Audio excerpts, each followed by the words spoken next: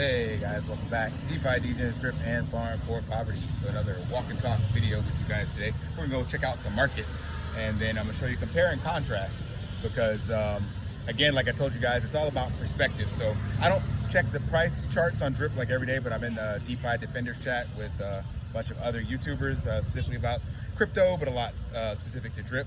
And I know right now price of drip's around like I think it's like $6 on PancakeSwap and 7 on the native DEX.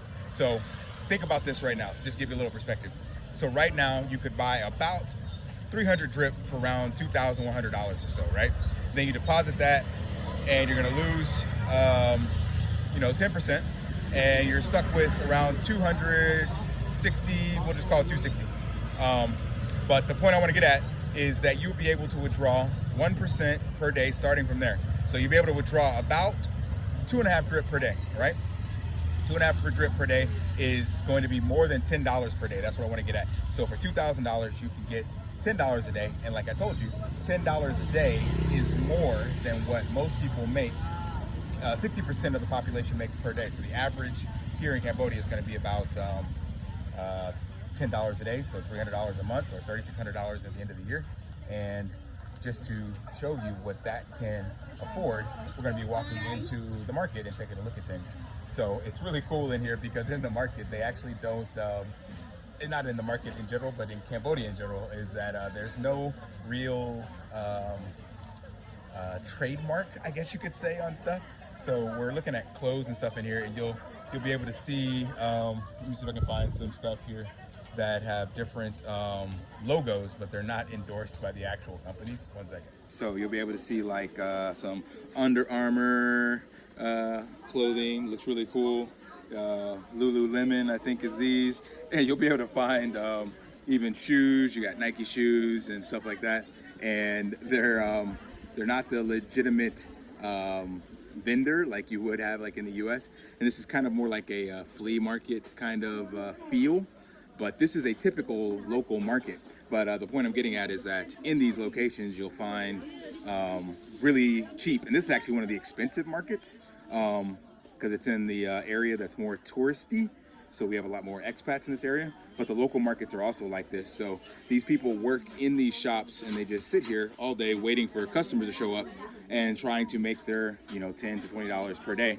So there are textile businesses and stuff like that that have the clothing that these people are selling, and they make about a couple 50 cents to $1 or whatever on markup. But in the market, which is really cool where I'm at now, you have a mix of like everything. It's a one-stop shop. This is like the equivalent of, I guess, a Walmart for all my US residents. So you come in here and you can buy your fruits, you can get your nails done and a pedicure while you're in the market, buy your fruits and vegetables.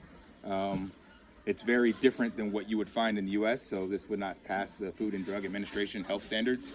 You'll find like fresh chicken being cut up and stuff. That's liver. Chicken or beef being dried.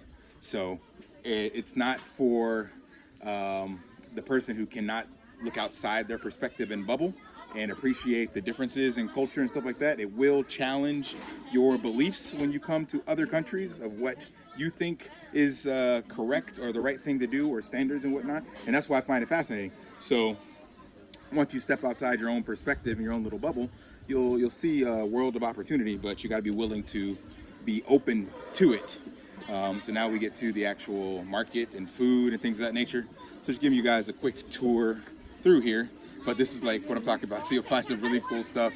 And yeah, there's no trademarks or anyone to come in and press charges on stuff. So they'll use the names of legit US businesses or even on toys and stuff like that. So that's another thing that's really cool, is because you won't be pressured to look a certain way or dress a certain way like you may have in traditional US or Western environments, because you don't know what's legit, what's not, because everybody can get the same thing. There's a Louis V bag if you want one. Lacoste.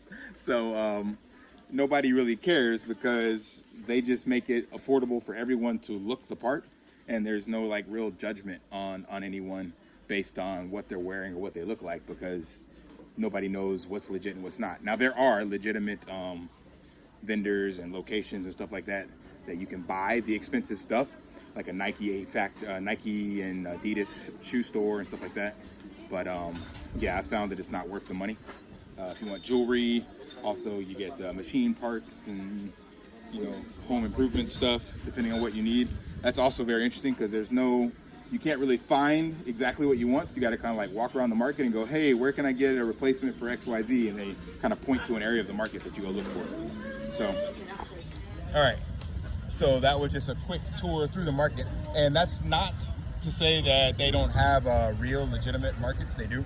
Well, I'm gonna show you one today because later on we're actually going to the mall in the movies to see Thor, or God and Thunder, Love of God and Thunder, or Love of whatever, I can't remember the name. But that's another cool thing. So it's a legitimate regular theater, nothing third world country about it, and the price of tickets is $4.50. So I'll show you that later on in this video. But yeah, I just want to give you guys a perspective. Keep things in perspective and be open to things outside of what you believe to be true and factual. Always question your beliefs because they may not actually be your beliefs. Chances are they were given to you at a young age and then you just accepted them to be true. And that is the same for every single person. A belief is just a conviction within self that you've never challenged, and someone of authority told you that, and then you grow up believing that, or whatever the case may be. So exposing yourself to other cultures and opportunities will allow you to challenge those beliefs and keep an open mind. So the whole point of this that I'm showing you is that, yeah, being able to get 2.5 drip per day at these prices, live off of it, would put you 60% ahead of the 60% of the world, and definitely here in Cambodia, and you'd be able to live off of that quite comfortably and buy some designer clothes and things of that nature if you wanted to. So I'll check you guys out in the next clip of this when we're walking through the mall, and then I'll even show you the theater and stuff like that. So see you in a few. Also forgot to mention that you can find movies, all the bootlegs, Black Widow and stuff like that on DVD. So they make the copies and stuff here. You can even get your PlayStation and computer modded if you want to get all the games loaded on there. Doctor Strange. This is the latest Doctor Strange, Multiverse. So it's a very different environment. I can't find the games, but basically you'll find they'll take your PlayStation and load a bunch of modded games on it. They'll load software that would be considered pirated. So it's we like to call it the Wild Wild West. So interesting place to live.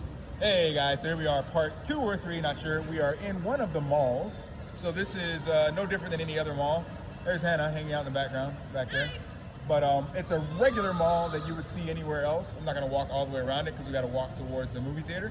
But I just wanted you to see that there are your familiar areas. We can head out. Familiar areas that you'll find in the Western world. And then there's markets and things that I showed you earlier that would make you question some of your beliefs. So that's kind of the cool part, you get a little bit of everything. So we're heading over to the movie theater, and I'll show you what that looks like when we get there. Looks like a regular movie theater. They do have some other more local theaters, and I say local because they're set up more like big houses. So you'll go in and there's like couches and sofas and like little beds to lay on and stuff like that. So they definitely make more cozy spaces for movies, but then they have your default regular movies as well. So I'll see you when we get there. Very different flavors of chips or snacks. Chili crab, salted egg yolk, and where is it? Tempura, seaweed or something like that. I saw it somewhere. Fish skin. Yeah, very interesting. So we arrived at the theater, and here's the front. We'll head inside after we get our tickets. So they even have, regular kiosks for e-tickets where you get that. Head inside, snacks. They do have, I'm gonna show you the snacks, I'm not gonna spoil it. Oh, you can see me on the camera there, wearing my Flash shirt. So this is it. It is a regular theater. This will be our 3D experience. Thor, Love of Thunder. So we obviously won't record the movie, but you can see it's your typical default sort of theater. So all that for $4.50, 3D movie. Drop the price below for you guys watching. How much does it cost in the US now to watch a 3D movie during the matinee or evening times?